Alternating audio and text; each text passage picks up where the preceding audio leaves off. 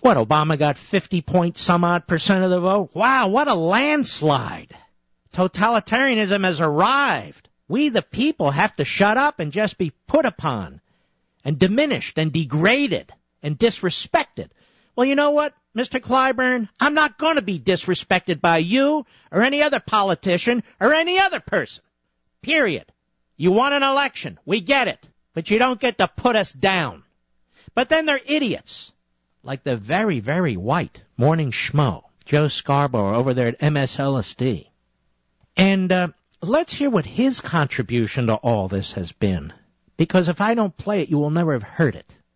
HatTipNewsBusters.org. Cut 4, go. This is the first big fight. Yeah. Yes. Following an election where Republicans got routed, not just among African Americans, but among Hispanics, among Asian Americans. Let's stop. The vote was, I believe, 50-point-some-odd% to 47-point-some-odd%. That's a rout? I mean, let's get real here, ladies and gentlemen. We didn't want to lose, but that's not a... Does Joe know how to count? I know. He only has so many digits on his fingers and his toes. But 50-point-some-odd% to 47-point-some-odd%, that's not a rout when it comes to the popular vote. Is it, Joey? I don't think so. And by the way, the person moaning next to him is the female Ed McMahon. And I call her that because she's also, hey-oh. I mean, that's her country. Oh, yeah, go ahead. Ha, ha. That's her. Let's take it from the top again, shall we? Because this is, his words are so Churchillian. They're so brilliant. Cut 4, go. This is the first big fight. Yeah. Yes. Following an election where Republicans got routed, not just among African Americans, but among Hispanics, among Asian Americans. I really wonder, do a bunch of old white guys, Mika, want to make their first big battle post-election, a battle going up against a younger woman of color? No. Now, we shouldn't treat everybody with respect, colorblind, professionalism, and then when they screw up or they're not up to the job, call them out. No. Do the Republicans really want to take on a younger woman of color? By the way, how old is she? I have no idea. How old is Susan Rice? She older than Lindsey Graham? And by the way, is it only old white men, Joe? You creep, you fraud, you sellout. Is it only white men who are questioning Susan Rice? At least there's some white women, aren't there? Kelly Ayotte from New Hampshire. I know an awful lot of white women, and may I say, women of color who are questioning Susan Rice's judgment. But she shouldn't be held to account? No. And by the way, all you people who show up in court, local courts and federal courts and state courts, all those old white men sitting up there in black robes, what are you listening to them for? They're old white men, most of them. Don't listen to them. Do whatever you want. We can't have them passing judgment on people who aren't old and white and men. After all, can we? And what the hell? Why follow the Constitution? Because we know they were all old white men, right? You know, freedom of speech, freedom of press, freedom of association, a Bill of Rights, the most free, magnificent society ever created on the face of earth. Those old white men, don't pay attention to them or their Constitution or their Declaration of Independence. We're moving forward. We're moving forward, you know. Do you really want to pick a fight with a younger woman of color? I mean, come on. There you go, Joe. That's why you're in the minor leagues, and you're always going to be in the minor leagues, because you're an idiot, too. An idiot. And I say that white guy to white guy. I've had about enough of this race crap. Haven't you, ladies and gentlemen? All walks of life, all philosophies, and so haven't you had enough of this? Country's on the brink. It's about to slide over the cliff.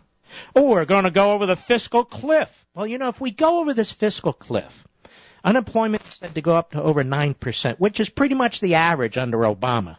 We're going to go back into a recession. So says the great chairman of the Fed, who's helped cause a lot of this through his profligate monetary policies. Hey, let's print some money. I have an idea. And, but you know what, ladies and gentlemen? You know what's worse than slipping back into a recession and unemployment that's over 9%? Slipping into a desperate depression where the currency is devalued, of minimal value, not even worth the price of the paper it's printed on. where you have massive economic dislocation, where your savings are nothing, where your pension is nothing, where you can't get health care, you can't get food, you can't get clothing. That's a catastrophe. That's what happens when a society spirals out of control. That's what happens when you continue to spend trillions and trillions and trillions of dollars that you don't have, which no tax increase on anybody can ever make up or even come close to making a dent in. That's where we're headed. It's not the fiscal cliff, it's the destruction of our society. But don't question Susan Rice, no. And listen to James Clyburn. Listen to the Morning Schmo. These are the leaders of our time. These are the thoughtful people. Pathetic. Now you know how Rome collapsed. Now you know what they meant about bread and circuses. This is a circus, an absolute circus. These politicians aren't up to the job. I don't care how many votes we take. None of them. Obama's not up to it. He's an incompetent, ideological leftist. You hear that? Clyburn's not up to it. He's an incompetent, ideological leftist. Harry Reid's not up to it. He's an incompetent, ideological leftist. I don't care what color they are. I don't care if there's a whole rainbow coalition up there. They're not up to it. We, the people, deserve better. All of us. We, the American people. Instead, they balkanize us. They think this is a game. The people, we, the people, are so much better than these politicians and these media hacks. It's disgusting. We don't talk this way in our private lives about old white men, about young black women. We don't talk this way, yet they talk to us this way over TV. They talk to us this way in the halls of Congress. They have no respect for us. They have no regard for us. They think they can buy us out, and too many of us, they can. We believe in America. We believe in the American system. We believe in assimilation of all people from all corners of the world. We make this country work, not Clyburn, not Marcia Fudge, not Joe Scarborough, not any of them. In spite of them, we make this country work as they try and tear it down and turn one against the other. And you can thank Obama for this. This is how he runs for office. This is how he maintains power. Constant anxiety, constant jealousy, everybody at each other's throats, class warfare, race baiting, age baiting, youth baiting. That's all he knows. And why not? It was successful for him. And so the echo chamber, the Kleinbergs, the Fudges, the Scarboroughs, and all the rest. Gee, we got over 50% of the vote with a miserable economy, a horrific record. Let's keep it up. Let's attack minorities who don't agree with us and attack white people. And then we'll go after the rich, anybody who earns $250,000 or more. Yes, millionaires and billionaires. We'll redefine them, we'll target them, but whatever we do, keep expanding the government. Now is our time. Now is our moment. We are the people that we've been waiting for. Now's the time to fundamentally transform that horrid, racist America. Fundamentally transform it into what? Another two-bit totalitarian regime? That's what. I have nothing but contempt for all of these people. I don't care what color they are.